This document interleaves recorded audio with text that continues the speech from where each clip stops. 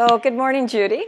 In our last video, we discussed the difference between someone with a systemic approach who does coaching and someone without a systemic approach that does coaching.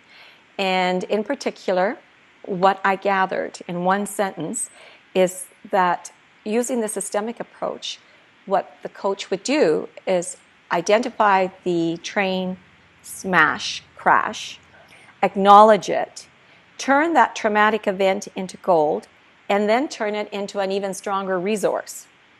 Does that capture it?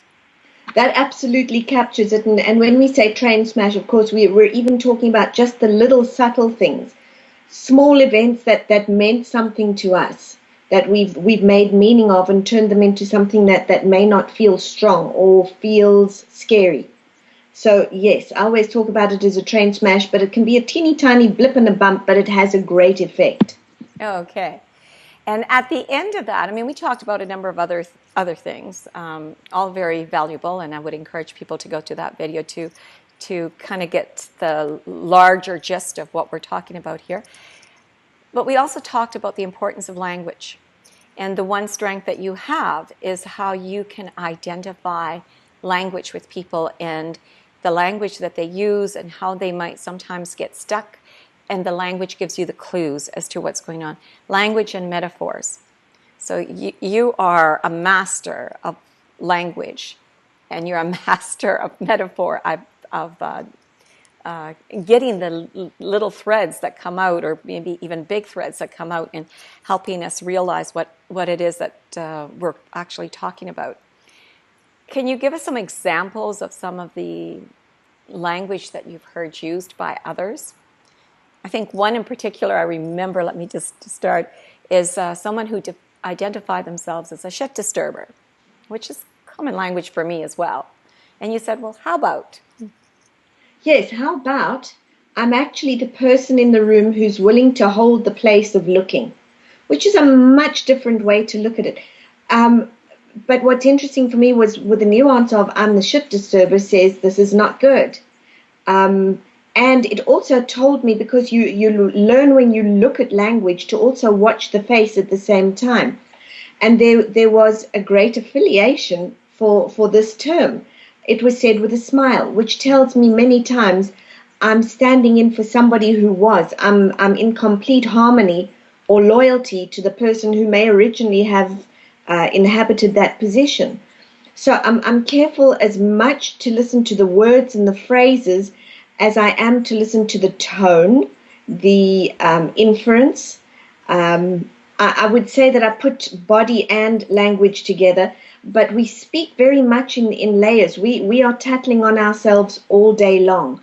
I'll hear people say things like, I'm not good at, or did you notice how my difficulties are, or my weaknesses seem to be. And so you have a pattern of not good at, difficulties, weakness. Where did that come from? I'm always interested to hear what the themes are.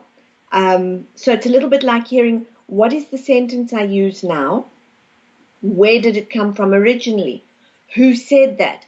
How did I make meaning of it? What was that meaning, or what you call a thread and I call the layers or the dots? What was that in a family? Because very often I'm simply carrying on a variation of what started maybe 2 or 3 generations ago. Now, when it travels down with you, the chance or the opportunity you have is to change it from something that may not feel strong or healthy to something that really is a leading resource.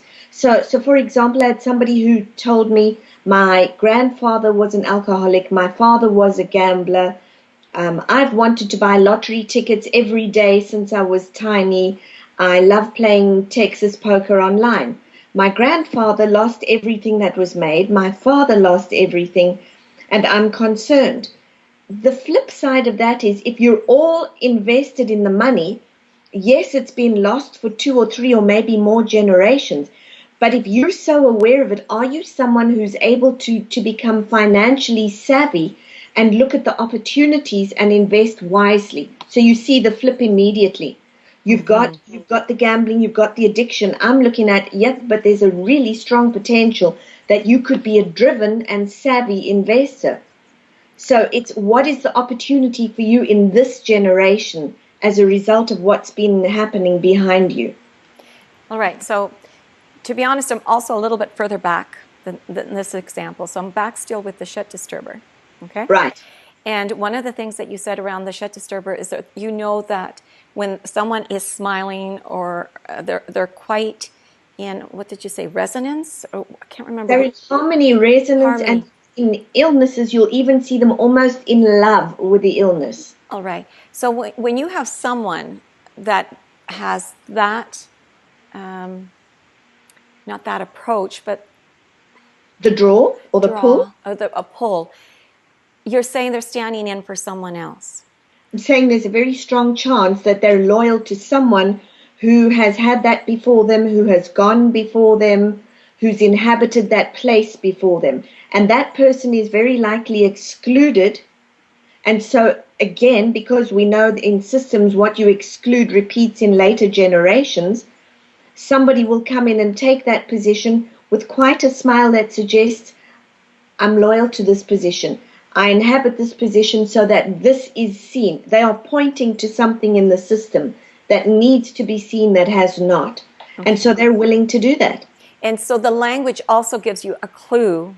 So we were talking about how someone's language can give us a clue as to who was excluded, who they're standing in the place of. Yes. Yes. Okay. And there are many ways that you worked in finding who was excluded, and and what place people are standing in. Language is one, metaphor is the other. Share some metaphors that you've heard. I'll tell you some lovely language that I've heard is, or actually that translates quite literally from metaphor to literal. We have a participant who came and she was telling us that in the family, the men all lose their legs. Oh, wow. Quite literally, the men all lose their legs. Going back, I think it's 4 or 5 generations, the great-great-great-grandfather lost a right leg, and since then the men lose their right legs. Well, what happens is the women stand in for the men, and they become the weight of the family, and they will sometimes say, we have very sturdy legs, or we have legs that are firmly planted. So you begin to hear legs, legs, legs. If you go back to the one who originally lost his legs, you find out that he ran away from the mother country, ran away from his parents, rejected his father. And so what does he do? He loses the right leg. And from there on down, all the men lose the right legs, but so profoundly that even one of the men who was adopted out and didn't know about this had a crash and almost lost his leg. Almost. And then you see things like 2 of the men in the system are actually gay, and they're the only 2 who haven't lost legs. Isn't that something? So it's interesting to notice that with a slight tweak that allows them to not assume the full weight, perhaps, of the male in a traditional sense, they keep their legs. Do you know what the resolution was for that particular situation?